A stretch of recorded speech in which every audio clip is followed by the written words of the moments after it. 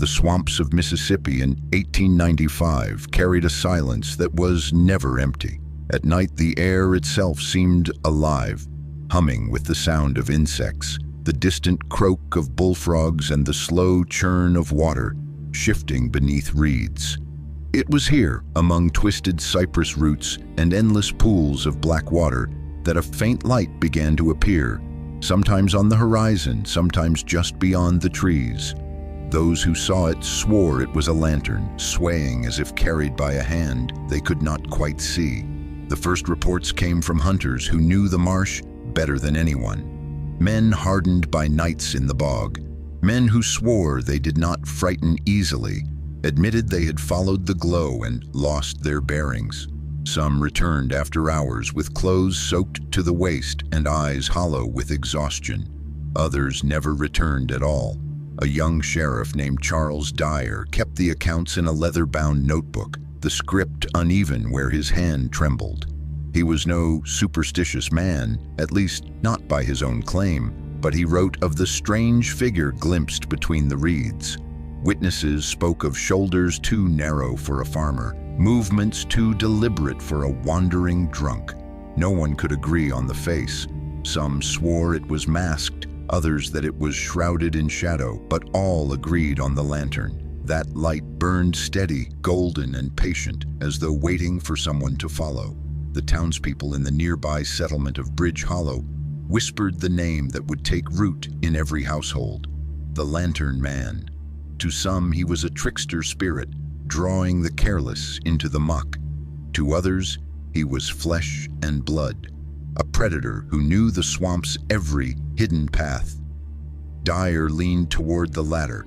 He had seen footprints, bare, long, and deep, as if someone walked with uncanny weight, leading to nowhere. They stopped suddenly in the mud, as though the figure had risen into the air. One widow told of hearing the clinking of glass just before her son vanished. She claimed he had gone out to find his dog, and that she saw a light weaving between the cypress trees. He never came back. The dog returned days later, ribs showing, eyes wild as though it had run through some nightmare. The observer in me notes how fear mutates inside a community. It is never just about the loss itself, but the way imagination fills the gaps. People need explanations, and in the absence of truth, they construct a figure, half man, half specter, to hold their terror. Yet even in that rational reflection, I find myself unsettled, because explanations did not stop the vanishings. Sheriff Dyer recorded 3 more disappearances before autumn ended. The notebook described them clinically, with times, dates, and weather conditions. But between the lines, one could sense his own unease. He stopped writing about the lantern as a light and began capitalizing it as the light, as though it deserved a proper name. The last entry that year ended with a single sentence, underlined twice. "It waits at the edge of the water." Those words were repeated in whispers through Bridge Hollow, muttered by mothers to children who strayed too close to the marsh. Yet what lingered most was not the fear of the bog itself, but the image of that patient glow, hovering, almost inviting. People began to say it had intelligence, that it chose its moments with precision. One farmer told Dyer he had seen the light just after dusk, weaving in a slow arc as though it knew he watched. He swore it brightened when he took a step closer, dimmed when he drew back. Another man claimed to hear footsteps sloshing just behind him, though no one followed. The descriptions varied, but what remained constant was the lure.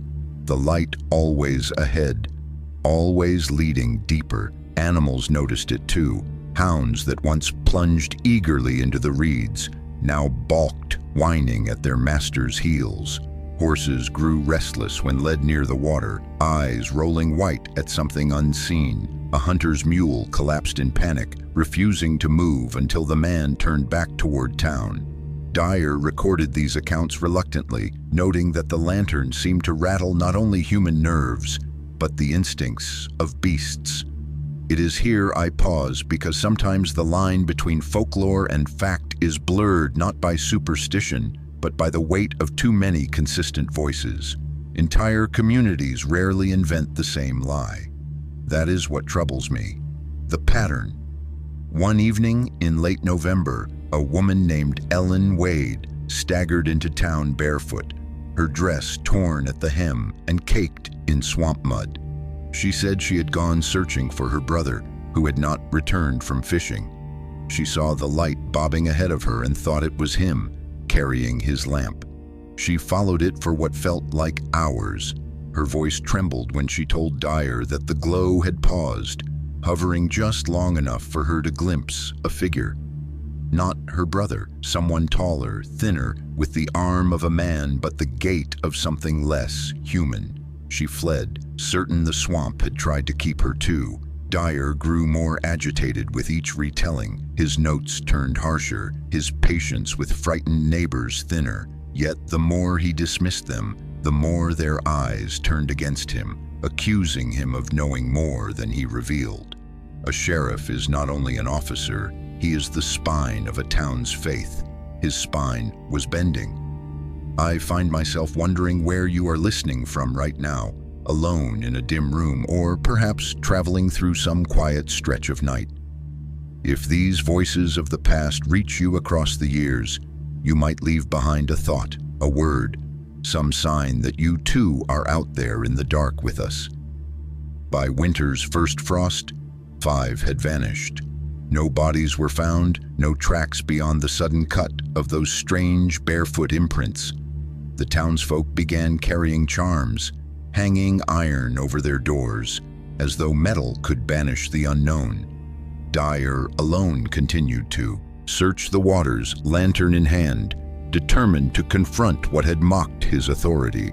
But he was not the only one with a lantern. That realization struck the town with a dread deeper than the swamp's waters.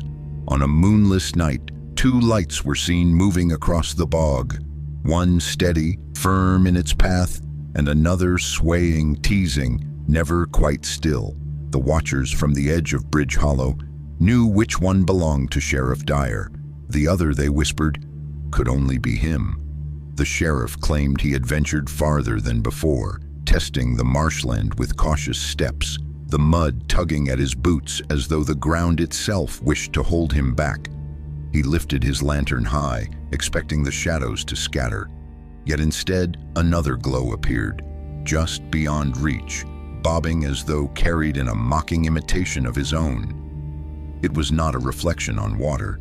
It moved where there was no water at all. He returned before dawn, his lantern dark, his eyes wide, refusing to speak. That silence became more terrifying to the town than any rumor. If even the lawman would not speak of what he saw, then what remained for them? The next week, the lantern man struck again. A trapper named Emmett Hollis was found lying face down in the reeds, his pack still strapped to his back, untouched. He had drowned in less than 2 feet of water. His skin showed no struggle, his hands clutched no reeds, no sign of fight. It was as if he had knelt willingly, submerging himself until breath was gone. Dyer inspected the body with rigid detachment, yet those close enough to see swore his hands shook when he closed the man's eyes. It is a peculiar cruelty when death is dressed in suggestion. These victims were not dragged. They walked into their own ends.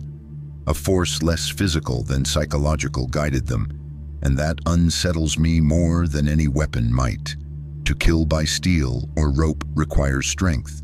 To kill by suggestion requires something far colder. Whispers began to accuse Dyer himself. Hadn't he been the one out there, lantern raised, when the second light appeared? Hadn't he been seen standing at the water's edge longer than any other, staring at the bog as though in silent communion? Suspicion grows easily in towns already fractured by fear.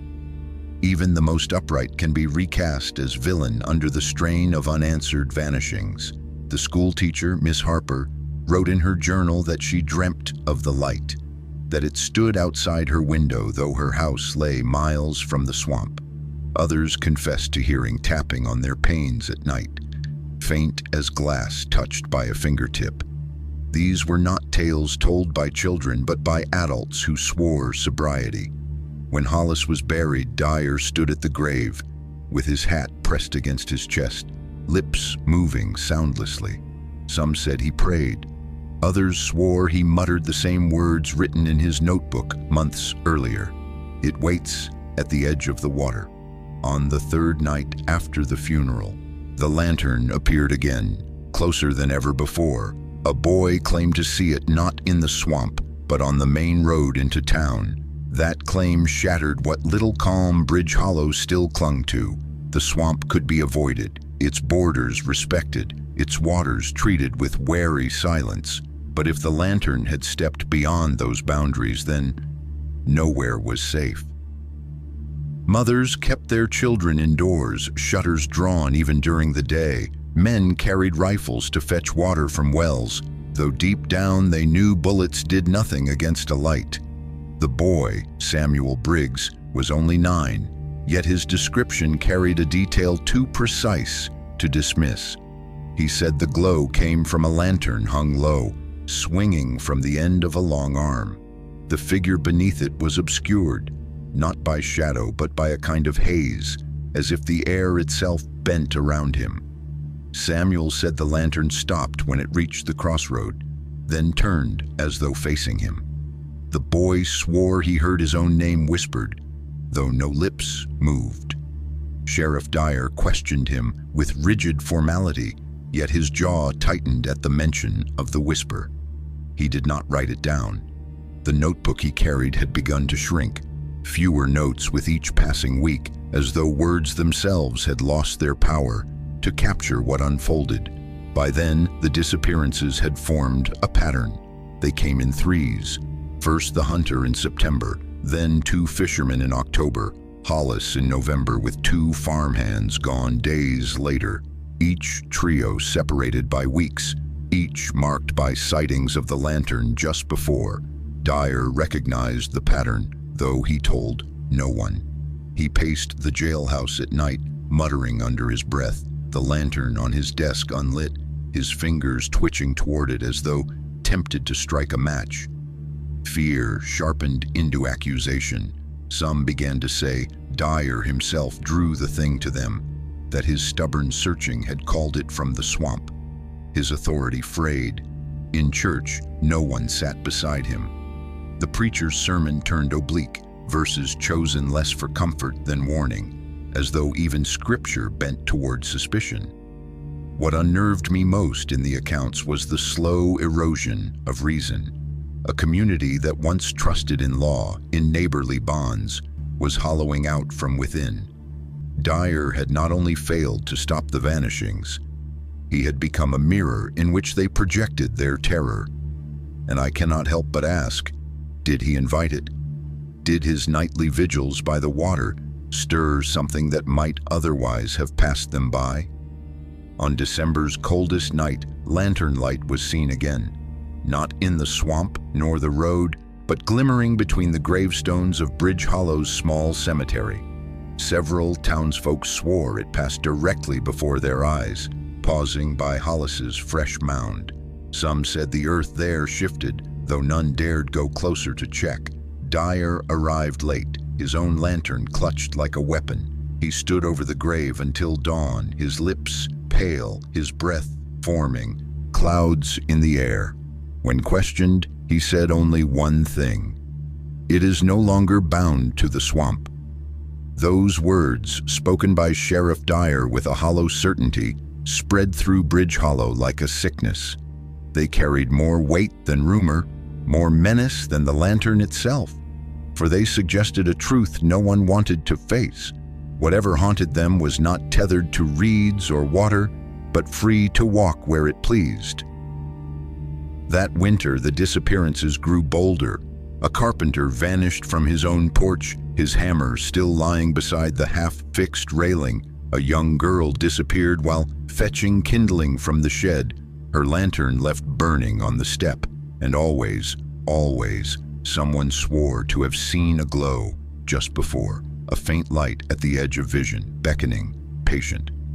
I studied the notes left by townsfolk, scraps of journals and testimony gathered years later. What strikes me most is the precision. They did not speak vaguely of terror. They described deliberation. The lantern man did not rush his prey. He watched, chose his moment, and led them not with force but with suggestion. The pattern was calculated cruelty, not random malice. Dyer, by then, began to resemble the very thing he hunted. He walked the streets at night, coat buttoned to his chin, eyes darting to corners where no one else looked. His lantern was always lit, but not to guide him. It swung like a challenge. More than once, townsfolk swore they saw two lights moving through the dark, one steady, one swaying, locked in a silent pursuit that never closed the distance. The sheriff's authority dwindled. At town meetings, his voice cracked when he insisted on rational explanations. Thieves, wanderers, accidents. No one believed him anymore, not even himself. When he passed, whispers followed. Is it him? Is he leading us astray? Fear corrodes trust, and trust was vanishing faster than lives. The school teacher, Miss Harper, noted in her journal that the children had begun drawing the lantern in their slates. A round glow, a crooked figure beneath. They drew it without instruction, as though some shared knowledge pressed itself into their small hands. She burned the slates afterward, but the drawings returned the next day. Such patterns unsettle me deeply, for children often reveal truths adults bury beneath denial. By February, the cemetery itself bore signs no storm could make. Graves sank unevenly, soil freshly turned without spade. One widow, watching from her window, swore she saw a lantern weaving between headstones at midnight, pausing at her husband's plot. She found his grave sunken the next morning, though the coffin remained sealed when checked. She left town soon after, unable to endure the thought of him being summoned even in death. Dyer confronted the graveyard alone, lantern clutched, his face gaunt from sleepless nights. Witnesses at a distance saw him kneel in the frost, whispering into the earth as though bargaining. He returned pale, and, when asked what he sought, he muttered only, "It is learning from us." What could such words mean? To say it learns suggests intent, a will growing sharper with each victim. If true, then this was no mere phantom light. It was something adapting, growing, feeding on the very fear it created. And then, for the first time, the lantern was seen not outside at all, but inside, a glow flickering behind the curtains of a locked room. That was how it began to turn inward, invading not just the swamp or the streets, but the sanctity of people's homes. The first report came from the widow Pike, who lived alone near the outskirts. She swore she woke in the night to see her parlor lit from within, though the fire had long gone cold. Through the thin curtains, she saw the outline of a lantern swinging slowly, its rhythm steady as breath. She clutched her Bible and dared not move until dawn. When neighbors checked, the door was still locked from the inside, the windows sealed, nothing disturbed. And yet she would not step foot back inside her house. This was different from the vanishings before. No longer just a lure at a distance. It had entered where people felt safest, as though testing its reach. There were no bodies left this time, no footprints in the mud. Only a lingering smell of oil and smoke where none should have been. Dyer wrote it down, though his hand faltered. He had begun adding questions to his notes as though searching for logic in the impossible.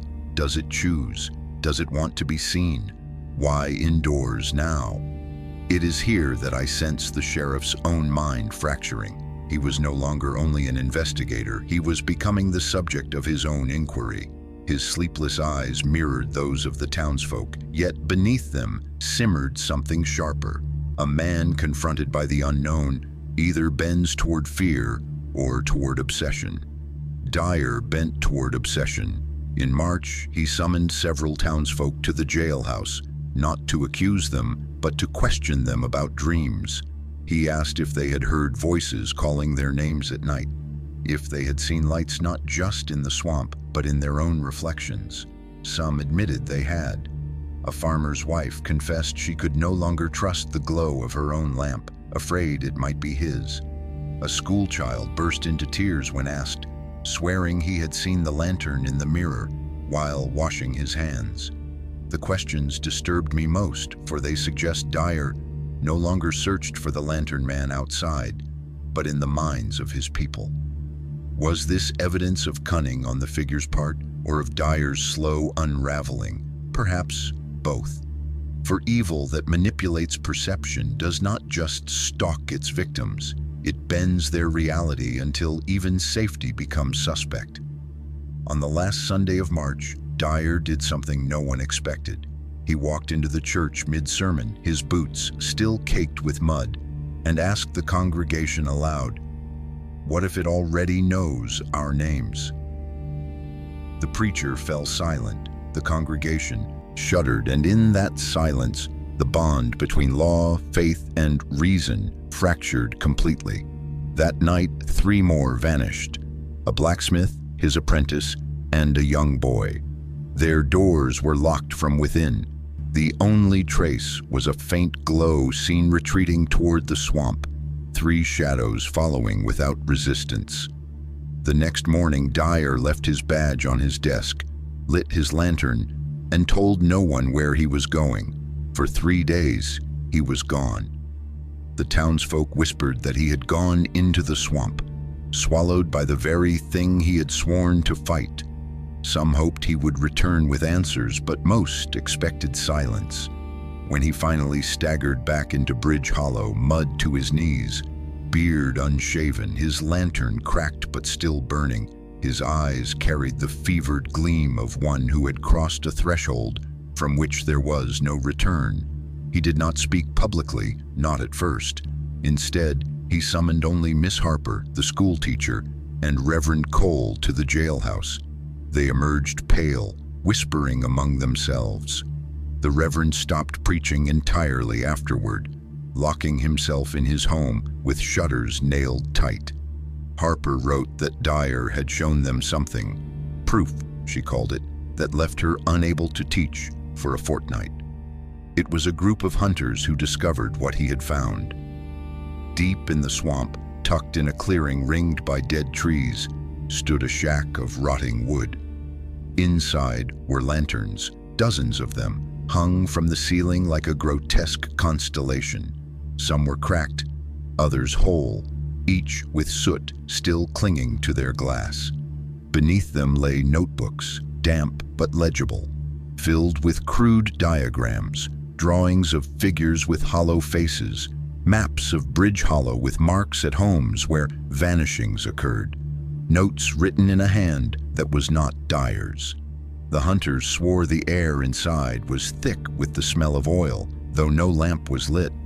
They fled before touching anything, leaving the shack to the sheriff.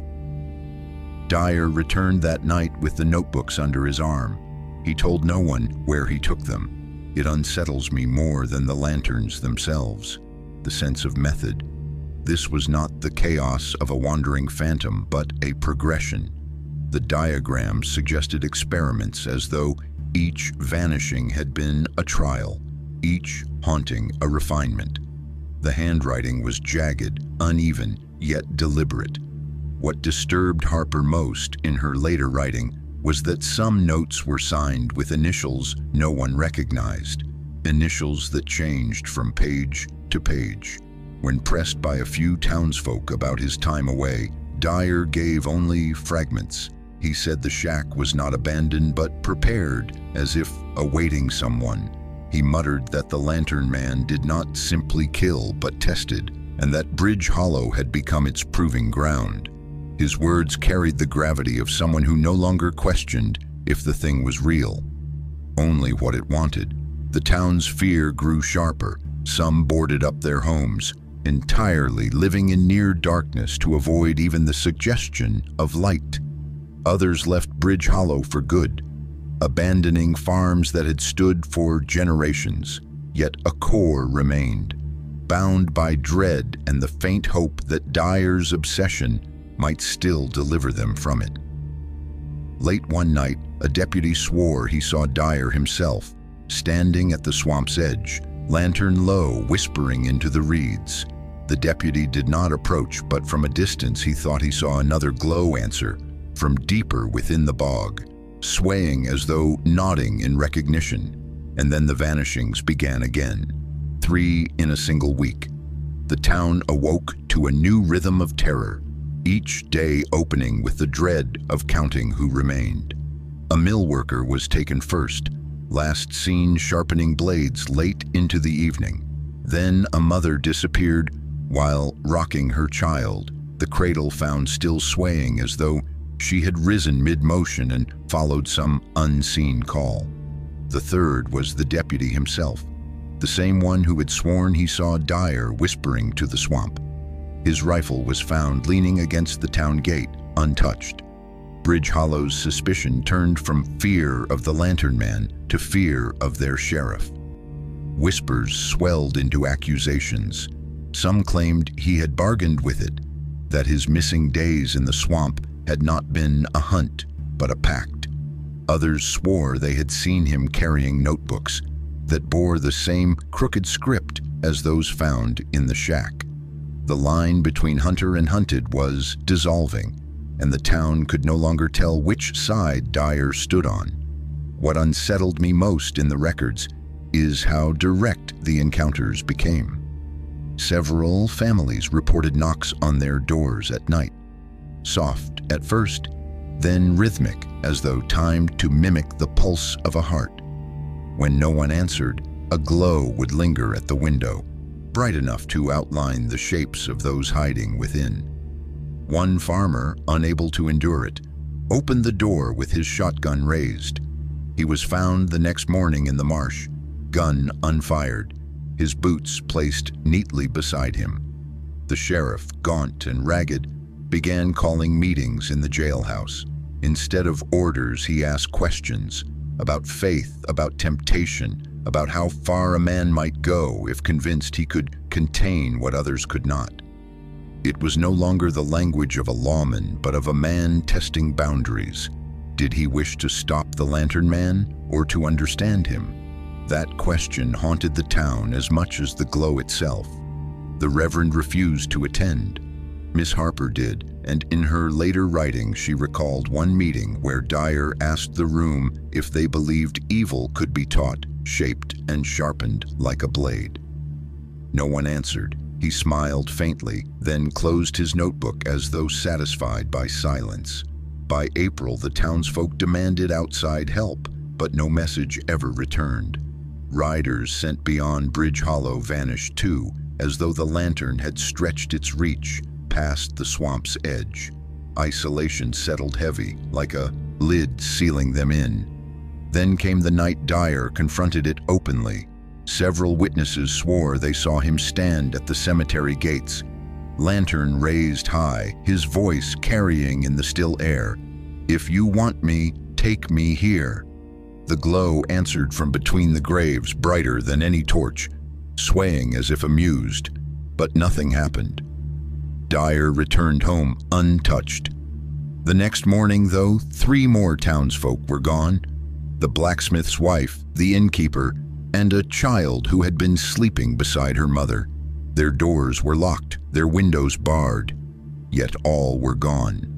And scrawled on the blacksmith's wall in soot was a single sentence: "It learns through you." Those words spread faster than any lantern's glow, passed from mouth to trembling mouth until they seemed to echo in every corner of Bridge Hollow. It was not just a message, it was accusation. If the lantern man had been silent before, now it spoke, and its words carried a venomous clarity. Their suffering was not random, but purposeful. Suspicion clung to Sheriff Dyer like swamp mist. Some claimed he was the "you" in the message, the chosen instrument through which the thing had grown stronger. Others said the entire town was guilty, that by giving it fear they had become its teachers. Whichever interpretation held, one truth remained. the disappearances grew closer to home. It was Miss Harper who first confessed her dread aloud, that it no longer lingered at the edge, but sought those nearest to Dyer. The blacksmith's wife had often brought food to the sheriff during his sleepless nights.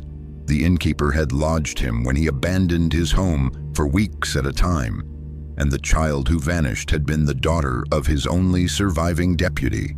These were not strangers plucked at random. These were the strands of Dyer's fragile circle, severed one by one. The observer in me cannot ignore the chilling symmetry. It is one thing to take nameless victims. It is another to carve away a man's supports until he stands alone. To isolate him is to weaken him, or perhaps to shape him. Dyer himself changed. He no longer spoke to the town, no longer held meetings. Instead, he began walking the streets at night, pausing at certain houses, lantern in hand, studying their darkened windows as though making calculations. Children hid when they saw him pass, whispering that his lantern looked no different from the lantern now. A few swore they saw two glows reflected in his eyes. On the 1st of May, he confronted Miss Harper directly. She recorded it in her journal with a shaking hand. He asked her calmly if she believed evil could be inherited like property, passed down, carried in blood. When she faltered, he leaned close and whispered, "What if it chooses who can carry it further?" She fled the room before he could say more. The townsfolk gathered in secret that night, debating whether to remove him from his post. Yet none dared confront him, for fear of what he had become, or of what might follow if they stripped him of his fragile authority. Fear had made them prisoners within their own homes, but Dyer had become something else entirely, both jailer and captive. That week, his last surviving kin, an older cousin who lived 2 miles beyond town, was found gone, his cabin door bolted from the inside, his bed empty. On the wall above it, another line was written in soot, "Through blood it endures." Dyer did not deny it, nor defend himself. He simply lit his lantern, walked into the square, and declared for all to hear, "It will come for those who stand beside me." The crowd fell silent, and when the lantern's glow appeared at the edge of town that very night, no one followed Dyer when he walked toward it. The townsfolk stood frozen at their windows, watching his lantern grow smaller as it moved into the dark. Some claimed they saw a second glow waiting for him, steady and patient as though it had been expecting his arrival. The two lights bobbed together for a while, then merged into one and finally vanished into the night. For many in Bridge Hollow, that was the moment they decided the sheriff had crossed a line that no man could return from. What followed were not fewer vanishings, but more, and their manner grew darker. It was not simply that people disappeared, it was the deliberate patterns they left behind.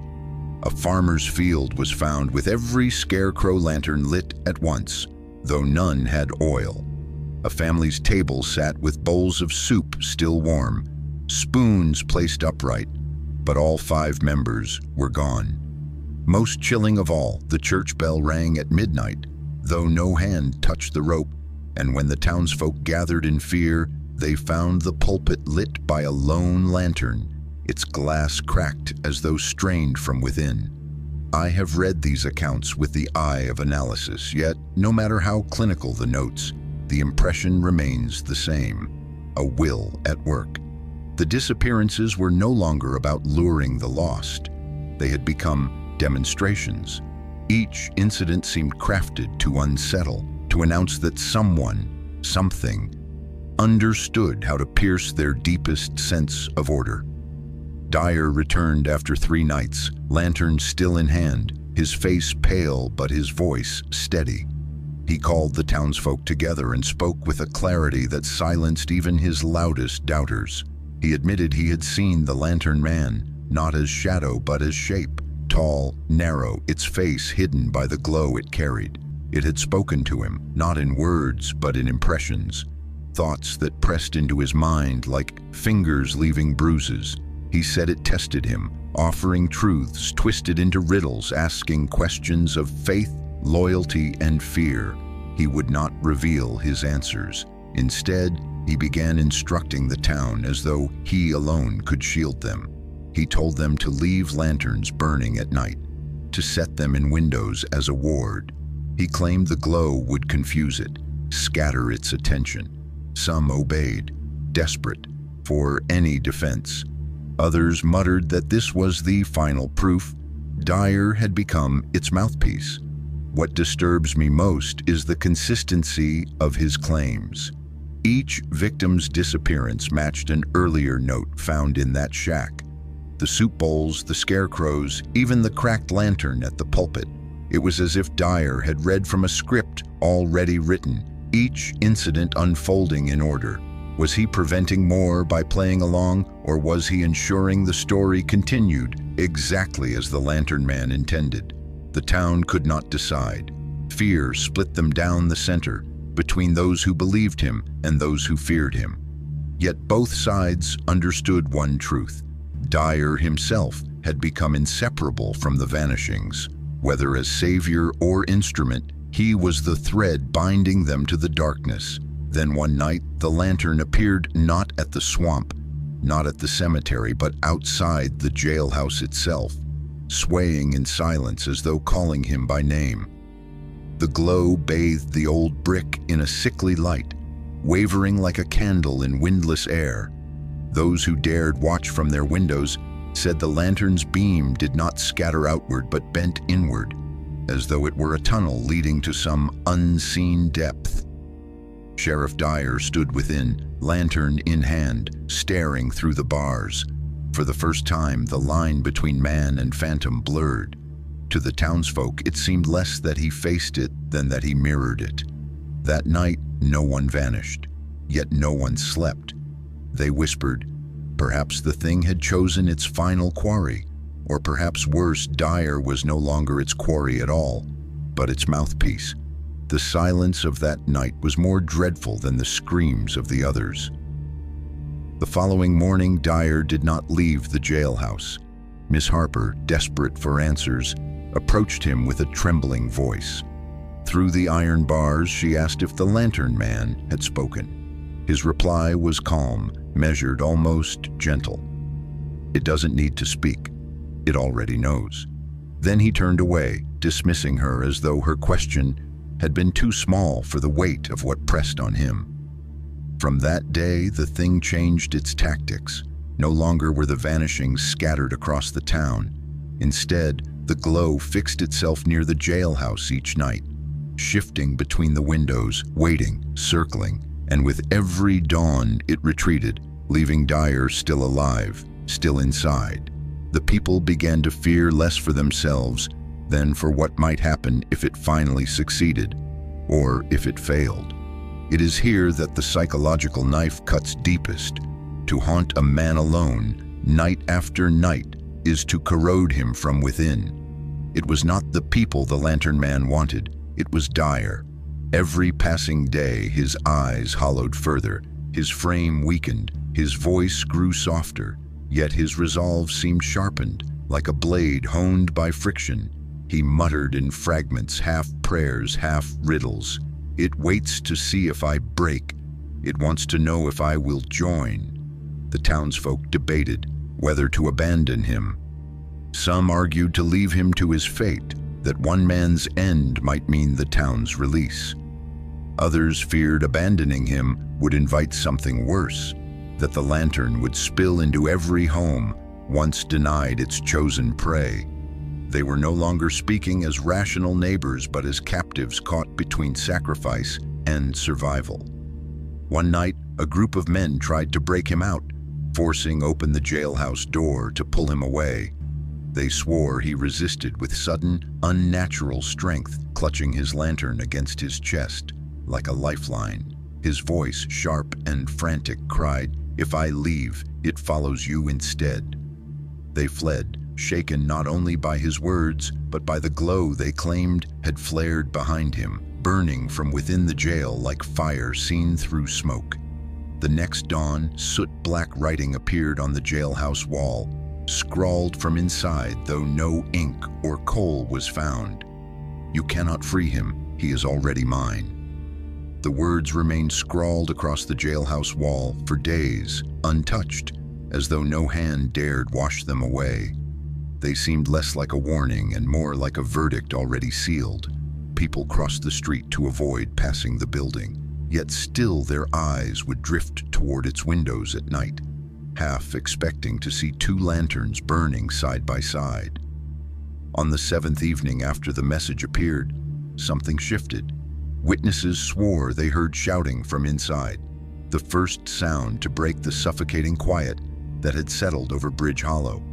The voice was Dyer's, hoarse, desperate, rising in defiance. Then came a second voice, lower, guttural, like words pressed through water. Some claimed it was not language at all, but the rhythm of thought-given sound. Whatever it was, the jailhouse windows flared with light so fierce it painted the street in gold. Several men rushed forward, rifles clutched though they knew them useless. When they forced the door open, the heat drove them back. The air reeked of oil and iron, though no flame caught the wood. They saw Dyer standing in the center of the cell, lantern raised high, his body trembling as though straining against invisible chains. Across from him, beyond the bars, hovered the glow, not as a distant lure, but face to face, a second light pulsing in time with his own. The clash was silent, yet suffocating. The witnesses described it as watching two forces wrestle without touch, the air bending, the very shadows contorting across the walls. Dyer cried out, words half prayer, half curse, before dropping to his knees. For a moment, the two lanterns merged into one blinding brilliance, and then it vanished, leaving only darkness and the echo of his breath. He lived, but something within him had altered. When they pulled him from the cell, his eyes no longer seemed wholly his. He spoke softly, almost tenderly, telling the men they had done well to come, that the thing had tested him but not taken him. Yet those who heard swore his words carried two tones, as if another voice murmured just beneath his own. The town fractured again. Some hailed him as survivor, proof that the Lantern Man could be resisted. Others whispered that survival itself was proof of possession. After all, none who had been touched by the light before had ever returned. Why should he? Miss Harper wrote that Dyer now walked as though guided, his steps too measured, his gaze too fixed. He no longer carried his lantern at night. It burned constantly in his home instead, a glow never extinguished, as if it no longer needed his hand to keep it alive. And soon after, the disappearances resumed. Only this time, the pattern changed. The missing were no longer distant neighbors or those at the edges of town. They were those who had stood inside the jailhouse that night, the very men who had broken down the door. One by one, they were found gone from their homes, doors locked behind them, boots left neatly at their beds. By the week's end, only one remained unclaimed: Dyer himself. That fact unsettled the town more than any disappearance. It was as though the Lantern Man had spared him deliberately, keeping him untouched while everyone around him withered away. Some whispered that he had become a vessel, preserved until the thing could fully claim him. Others believed he was already claimed, and that what remained of Sheriff Dyer was nothing more than a shell wearing his face. Bridge Hollow no longer trusted its lawman. In early June, a delegation of men and women confronted him in the square. They demanded he surrender himself, that he leave the town before his curse consumed the rest. He listened calmly, his hands folded before him, the lantern burning steady at his feet. Then he smiled, thin and unyielding, and asked them whether they believed they could bind something that was already everywhere. His voice did not tremble, but the crowd did. The decision was made in secret that night. He would be taken from his post, removed for the safety of all. By dawn, he was led in shackles to the county asylum. a crumbling stone building that loomed beyond the pines. It was meant for men driven mad by grief or war, not for sheriffs claimed by shadow. Yet they locked him there nonetheless, believing stone and iron might do what faith and law could not. Inside, the attendants recorded that Dyer showed no resistance. He walked with head bowed, his lantern confiscated but his eyes burning with the same fixed glow. He spoke rarely, yet when he did, his words dripped with a quiet venom. You cannot cage what you do not understand. At night, he sat motionless in his cell, staring at the far wall as though a light flickered there unseen by others. It is here that the deepest disquiet takes root, not in his silence, but in the way he began to perform grief. When relatives of the vanished came to visit, he would weep softly, whispering their names as though mourning beside them. He knew details no one had shared, songs a child once hummed, prayers a mother had spoken before sleep. The attendants thought him clairvoyant, or worse, a mimic feeding on their sorrow. Miss Harper visited once, compelled by duty, though she never returned. In her final journal entry, she described the way he looked at her, not with malice, but with an imitation of tenderness. His eyes brimmed with tears that seemed rehearsed, as though he wore their grief like another man's coat. She wrote, "I saw it then. He is not fighting it. He is practicing it." Incidents within the asylum soon followed. An orderly slipped into the river. His body never recovered.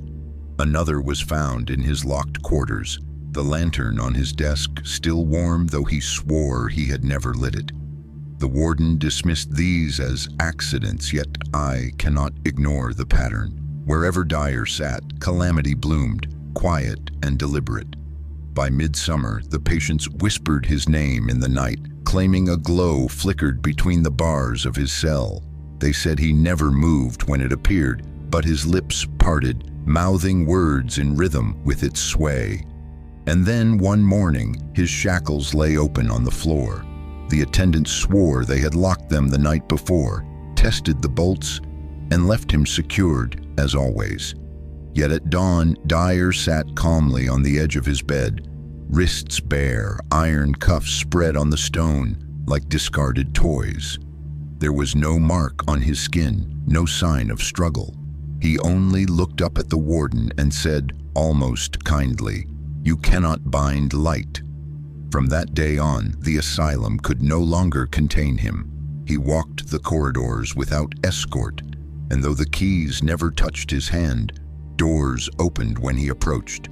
Some swore it was the staff's fear that let him pass unchecked, but others whispered they saw the glow moving with him, spilling through the cracks in the walls.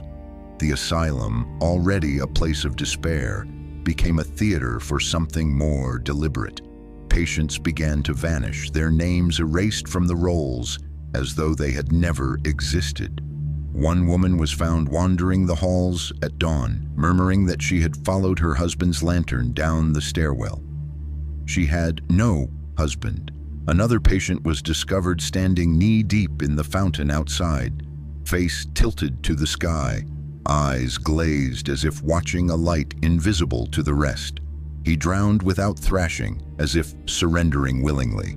The staff grew restless, but to speak against Dyer was to invite terror, for he wept when these vanishings were discovered, speaking of the dead with uncanny intimacy. He told an orderly how his brother had once sung him to sleep, though the man had never revealed he had a brother at all. It was a cruelty sharper than violence, to grieve with such precision that even the bereaved began to doubt where their sorrow ended and his began. I cannot dismiss the evidence written in the asylum ledgers. The handwriting of the attendants changes in those months. Steady lines devolve into frantic strokes as though fear itself had gripped their hands. Some notes describe seeing lanterns flickering in the stairwells where none were placed. One page ends abruptly with a smear of ink, as if the writer had dropped the pen mid-sentence. That was the last entry of that orderly. Most disturbing of all was the discovery of a journal hidden beneath Dyer's bed. Its pages were filled with symbols, fragments of scripture twisted into riddles and phrases repeated like incantations. Through me, it learns. Through me, it endures. The writing began neat, but by the final pages, the script was jagged, fractured, half-drawn shapes of lanterns crowding the margins. Then came the night the asylum itself seemed to burn with light. Every window flared gold, shadows of figures pacing inside, though most patients were locked in their rooms.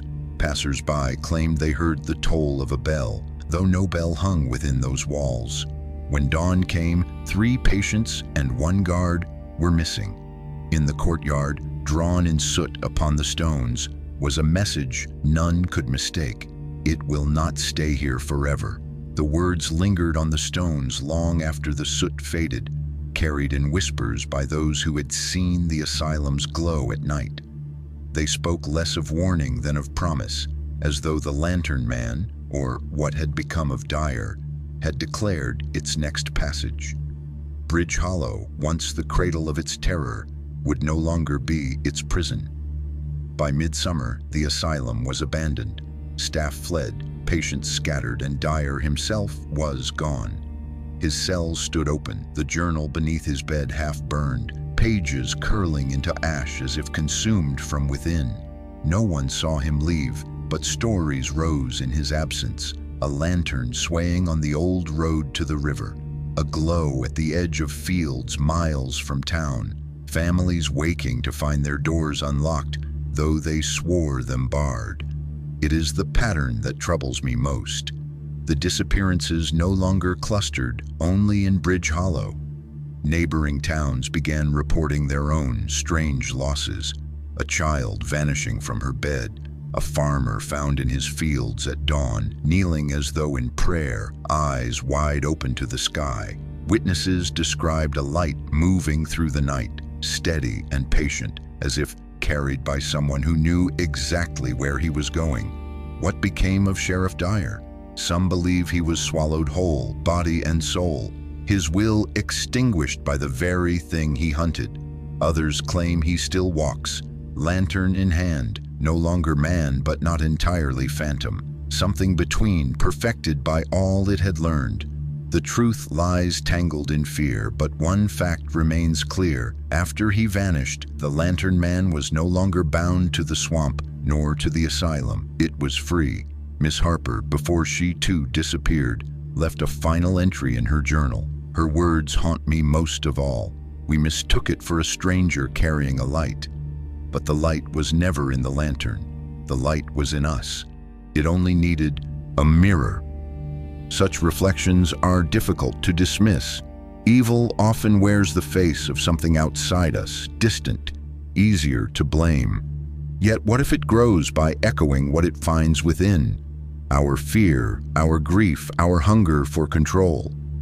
Sheriff Dyer stared too long into that glow, and perhaps it was not his weakness that doomed him, but his resemblance. The Lantern Man learned through him because he was willing to be studied, willing to believe he could master what cannot be mastered. And so the story of Bridge Hollow does not end in the swamp nor in the asylum, but in the endless night roads where the glow still appears. Farmers still tell of lanterns swaying in fields. Travelers speak of a light hovering at crossroads, patient, waiting, always just far enough to follow, always near enough to tempt. The records end, but the silence does not. If the Lantern Man still walks, then its lessons walk with him, methodical, deliberate, patient. Perhaps it is not bound to a place at all. Perhaps it is bound to us. And if tonight you see a glow beyond your window, steady, golden, swaying as though carried by an unseen hand, remember what the last words carved in soot declared: "It will not stay here forever."